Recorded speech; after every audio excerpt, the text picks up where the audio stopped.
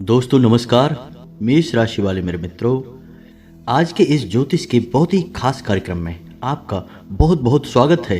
हृदय से अभिनंदन है। दोस्तों, जिस बात का डर था आखिर वही हुआ। अब इस गलती की सजा आपको वर्ष भर भुगतनी पड़ेगी। जी हाँ दोस्तों, क्योंकि इस पितृपक्ष में आपने अनजाने में ही सही लेकिन कर दी हैं 5 बहुत बड़ी गलतियां। जी हाँ दोस्तों, हम आपको इन गलतियों के बारे में बताने जा रहे हैं और आपको इन गलतियों के करने के बाद क्या परिणाम भुगतने होंगे यह भी बताने जा रहे हैं।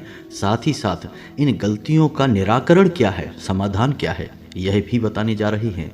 लेकिन इससे भी बड़ी बात और खतरनाक बात आपके लिए यह है कि आपकी राशि में एक ऐसा अनिष्ट ग्रह योग बन गया है, एक ऐसी युति बनी है जो इस पितृपक्ष के अंत तक आपको एक बहुत बड़ी चोट देने वाला है, एक बहुत बड़ी हानि देने वाला है।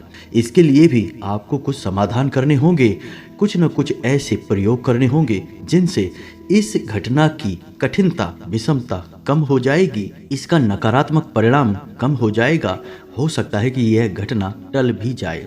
तो आज का यह वीडियो आपके लिए बहुत खास है। इस वीडियो में आपको अनजाने में ही की गई आपकी गलतियों के बारे में बताएंगे। बहुत सारी ऐसी जानकारी देंगे जो बहुत ही गुप्त है, आपकी राशि के जातकों के लिए बहुत ही महत्वपूर्ण है।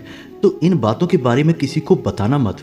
अकेले में वीडियो को देखना, पूरा वीडियो देखना और वीडियो में बताई हर बात को ध्यान से सुनना और समझना। दोस्तों, हम आपके लिए बहुत मेहनत करते हैं और बहुत मेहनत करने के बाद ऐसी महत्वपूर्ण ज्ञानवर्धक वीडियो लेकर आ पाते हैं। बदले में आपसे बस इतना चाहते हैं कि आप वीडियो पूरा देखा करें। वीडियो पूरा देखने के बाद ही आपको संपूर्ण ज्ञान प्राप्त होगा। यदि आप वीडियो को आधा अधूरा देखेंगे तो आपको कुछ भी समझ में नहीं आएगा, क्योंकि कोई भी बात जब शुरू होती है तो शुरुआत में हो सकता है कि उसका प्रभाव आपके ऊपर कम रहे, लेकिन जैसे जैसे बात आगे बढ़ती है, आपके जीवन से जुड़ती जाती है, आपकी दिलचस्पी बढ़ती जाती है और उस बात का अंत आपके जीवन की महत्वपूर्ण घटनाओं की परेशानियों के समाधान से होता है और आपको एक नई दिशा देता है। तो हमारा कहने का मतलब यह है कि वीडियो आप पूरा देखें और वीडियो में बताई बातों को समझने का प्रयास करें। वीडियो प्रारंभ करने से पहले हम आप सभी को बता दें कि यह वीडियो उन लोगों के लिए बिल्कुल भी नहीं है जिन्हें 1 मिनट या 2 मिनट की वीडियो देखकर ही ज्ञान हासिल करना है, या फिर जो नकारात्मक लोग हैं जिन्हें किसी भी बात पर भरोसा नहीं होता है, यहाँ तक कि ईश्वर पर भी विश्वास नहीं होता। नास्तिक लोगों के लिए यह वीडियो बिल्कुल भी नहीं है। ऐसे लोग इस वीडियो को छोड़कर जा सकते हैं, हमें कोई परेशानी नहीं होगी। हम वीडियो केवल उन लोगों के लिए बनाते हैं जो पूर्ण रूप से ईश्वर में, धर्म में विश्वास रखते हैं और जिन्हें अपने वेद, पुराण और शास्त्रों पर गर्व है, अभिमान है। और ऐसी बात हम क्यों कह रहे हैं? ऐसी बात हम इसलिए कह रहे हैं क्योंकि हम कमेंट में कुछ ऐसी कमेंट पढ़ते हैं जिनको पढ़ने से ही पता लग जाता है कि यह इंसान अभी पूर्ण रूप से जागृत नहीं हुआ है, इसका बुद्धि विवेक अभी खुल नहीं पाया है, इसे ना तो धर्म का ज्ञान है ना ही आध्यात्म का ज्ञान है, यह पूर्ण रूप से अविश्वासी और वहमी प्रवृत्ति का इंसान है। तो ऐसे इंसानों से हमारा दूरी बना लेना ही बेहतर होगा। और हम आप सभी को भी यही कहना चाहेंगे कि आपको भी जितना जल्दी हो सके नकारात्मक लोगों से दूरी बना लें। यही आपकी उन्नति के, तरक्की के बाधक होते हैं, आपको कुछ करने नहीं देते, आगे बढ़ने नहीं देते और खुद भी कुछ करना नहीं चाहते, कुछ भी अपने जीवन में कर नहीं सकते हैं। तो इसी आशा के साथ कि आपको हमारी बातें अच्छी लगती हैं, आप हमारी बातों पर विश्वास करते हैं, ज्योतिष शास्त्र पर विश्वास करते हैं, वीडियो को आगे बढ़ाते हैं। वीडियो प्रारंभ करने से पहले आपसे एक निवेदन है कि कमेंट में माँ भद्रकाली को याद करते हुए पूरे भक्ति भाव के साथ जय माँ भद्रकाली अवश्य लिखें।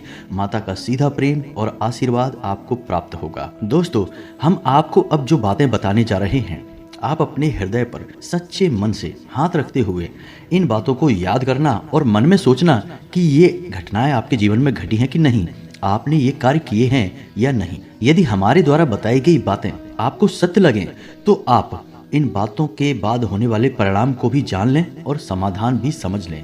क्योंकि दोस्तों, आप माने या ना माने, लेकिन जीवन वैसा नहीं है जैसा आप इसे समझ रहे हैं। यह कोई खेल नहीं है, यह ऊर्जाओं का, वातावरण का और अनेक प्रकार की अच्छी बुरी शक्तियों का एक मेल है, जिनसे हमारे जीवन में कई प्रकार के बदलाव आते रहते हैं। क्यों कभी कभी हमें पूर्ण रूप से मेहनत करने के बाद भी फल प्राप्त नहीं होते, और कभी कभी थोड़ी बहुत मेहनत करने से ही अच्छे परिणाम प्राप्त हो जाते हैं। क्यों कभी कभी अच्छे लोग भी बुराई करने लगते हैं और बुरे लोगों से भी अच्छाई देखने को मिल जाती है। क्यों ऐसा होता है दोस्तों कि जो कभी हमारा बहुत अच्छा मित्र हुआ करता था वह हमारा बहुत बड़ा शत्रु बन जाता है, और इसी के चलते कभी कभी हमें ऐसा लगने लगता है कि जीवन हमारी बुद्धि से, हमारी समझ से परे है। कभी कभी तो हम बहुत ही हारा हुआ, थका हुआ महसूस करते हैं। ऐसा केवल इसीलिए होता है क्योंकि जीवन को पूर्ण रूप से समझने के लिए जीवन की गहनता समझना आवश्यक है और एक विस्तृत नजरिया होना आवश्यक है। यदि आप छोटे संकुचित नजरिए से कि आपने मन में जो लगता है बस वही सही है, यह मानकर जीवन को जीते हैं, तो आप निश्चित तौर पर ठोकर खाएंगे।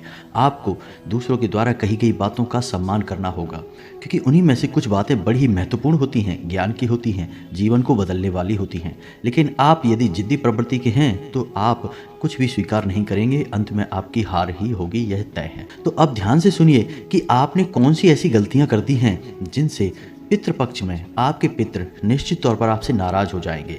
अब इसी बीच कुछ लोग कहेंगे कि हम तो श्राद्ध कर रहे हैं, हमने तो पिंडदान और तर्पण किया हुआ है, हमने गया जी में जाकर सारे विधि विधान के साथ अपने पितरों की मुक्ति के लिए सारे कर्मकांड किए हुए हैं, फिर हमारे पितृ हमसे नाराज क्यों होंगे, हमसे तृप्त क्यों नहीं होंगे, हमें आशीर्वाद क्यों नहीं देंगे।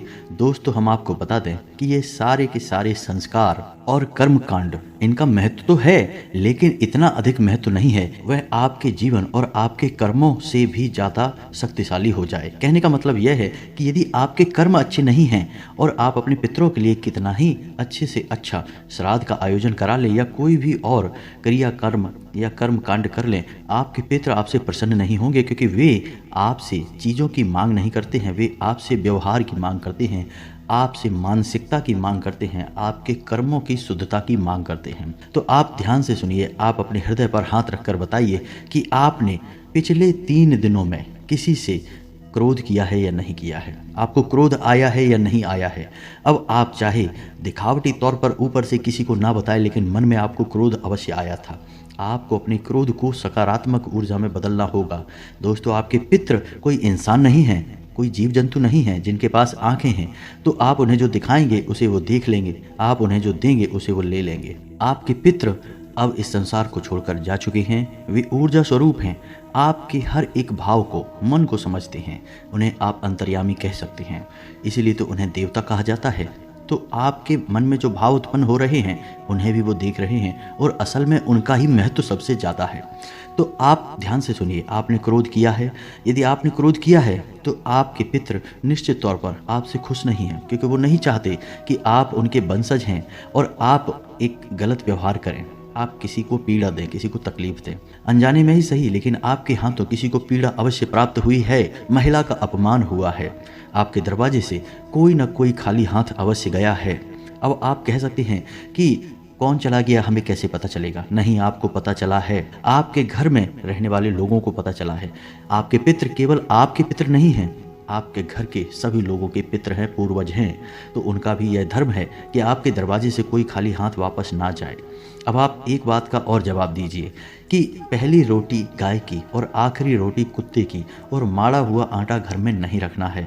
यह नियम आपने अभी चालू किया है? नहीं, अभी नहीं किया है, क्योंकि हम जानते हैं कि आपकी राशि के जातकों के साथ बड़ी समस्या यही है कि आप हर बात सुनते बहुत ध्यान से हैं, लेकिन आप हर बात को बहुत हल्के में ले लेते हैं।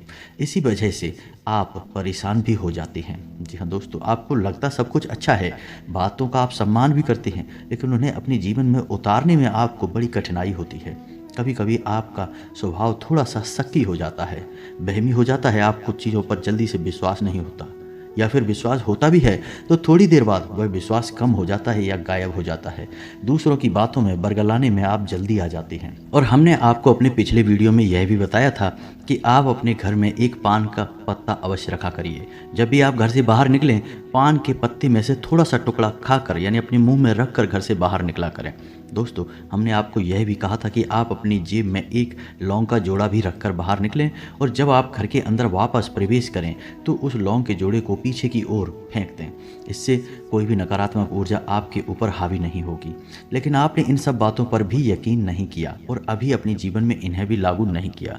दोस्तों, हम बहुत ही शोध के बाद, बहुत ही आकलन के बाद इन सब बातों को आपको बताते हैं और ये बातें केवल हम आपको नहीं बता रहे हैं और भी अन्य लोगों को इन बातों के बारे में बताते हैं और उन्हें इन बातों से बहुत बड़े चमत्कारी परिणाम प्राप्त होते हैं। तब ये बातों की सत्यता साबित हो जाती है, तभी हम आपको ये बातें बताते हैं।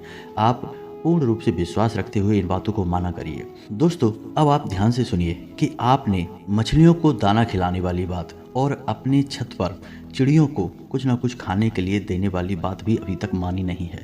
दोस्तों, आप इन बातों पर भी अमल करिए। ये सारी बातें आपको आगे बढ़ाएंगे, आपको पितरों का आशीर्वाद दिलवाएंगी। आपके हाथों से किसी महिला का अपमान हुआ है, महिला को पीड़ा प्राप्त हुई है, आपको यह नहीं करना है। साथ ही साथ आपके घर के जो बड़े बुजुर्ग हैं, आपने उनके साथ भी समय नहीं बिताया है, उनकी भी सेवा नहीं की है।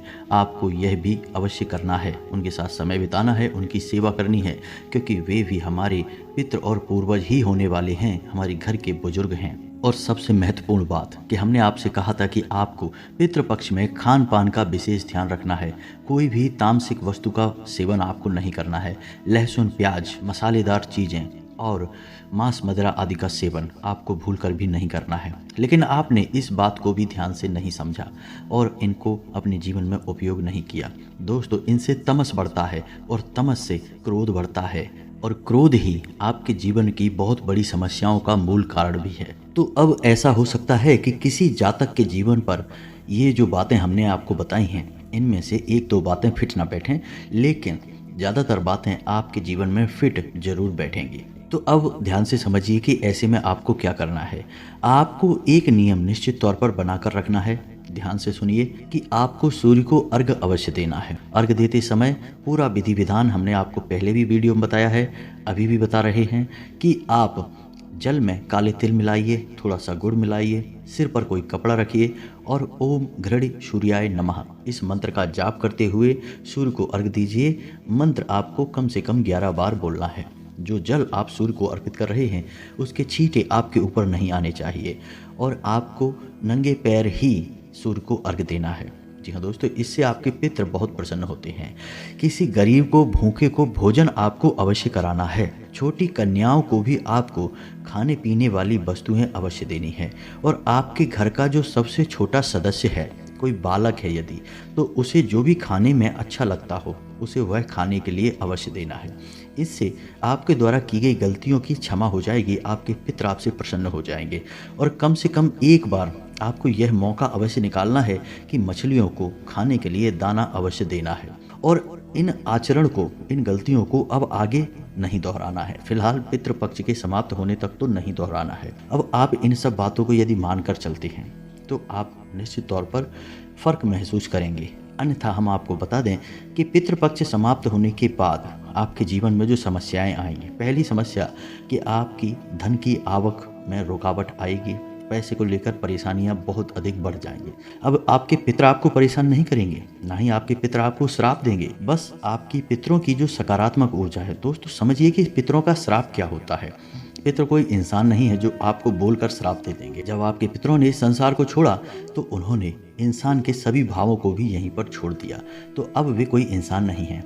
अब पितृ एक ऊर्जा है। हम पिछले वीडियो में भी आपको बता चुके हैं कि सूर्य की किरणों को धारण करके यह ऊर्जा इस संसार में आती है। तो पितृ एक ऊर्जा है और जब आप अपने कर्मों का सही हिसाब किताब रखते हैं, सही आकलन करते हुए जीते हैं, तो यह ऊर्जा आपके जीवन में शामिल रहती है। और जहाँ सकारात्मक ऊर्जा होगी वहाँ कोई नकारात्मक ऊर्जा नहीं आ सकती, यानी भूत प्रेतों की ऊर्जा नहीं आ सकती है। तो सीधी सी बात हो गई कि आपके पितरों का आपको आशीर्वाद प्राप्त हो गया।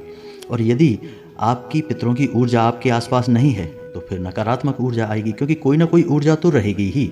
ऊर्जा के बिना तो संसार में एक कोना भी खाली नहीं हो सकता, तो आपका जीवन कैसे खाली हो जाएगा। तो यदि सकारात्मक ऊर्जा नहीं है तो फिर नकारात्मक ऊर्जा आपके जीवन में होगी। तो पितरों की जो सकारात्मक ऊर्जा है यदि वह आपके जीवन में शामिल है तो सबसे पहला सुख आपको धन का सुख प्राप्त होता है। आपको पैसे रुपए को लेकर कभी कोई परेशानी नहीं आती है। आपके द्वारा कमाया गया पैसा आपका संचित होता है, सेविंग आपकी बढ़ती है, कर्जे वगैरह समाप्त हो जाते हैं, काम धंधे व्यापार बहुत अच्छे चलते हैं। सबसे बड़ी बात कि घर के लोगों में आपसी प्रेम बना रहता है।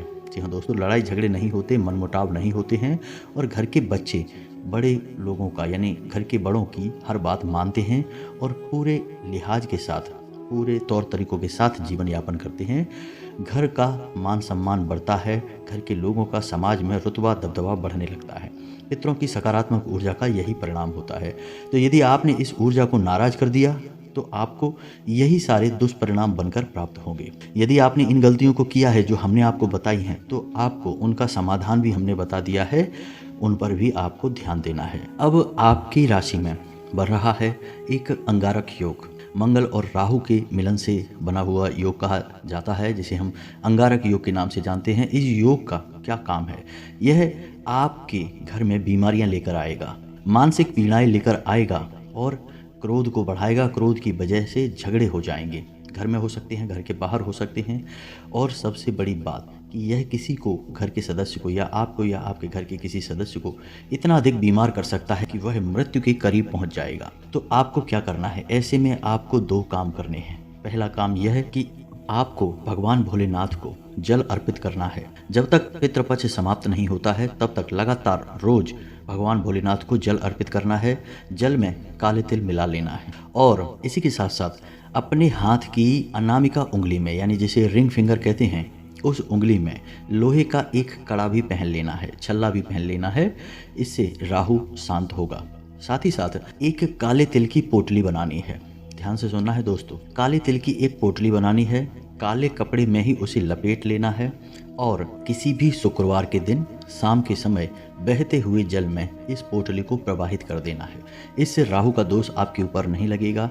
और एक छोटा सा उपाय आपको और करना है कि माथे पर लाल टीका लगाना है और अपनी जेब में एक लाल रंग का रुमाल रखना है। इससे मंगल की कोई भी पीड़ा आपको नहीं होगी। हो सके तो हनुमान चालीसा का पाठ भी रोज किया करें। दोस्तों, ये छोटे छोटे उपाय आपको करने होंगे, लेकिन उन उपायों का बहुत बड़ा परिणाम है।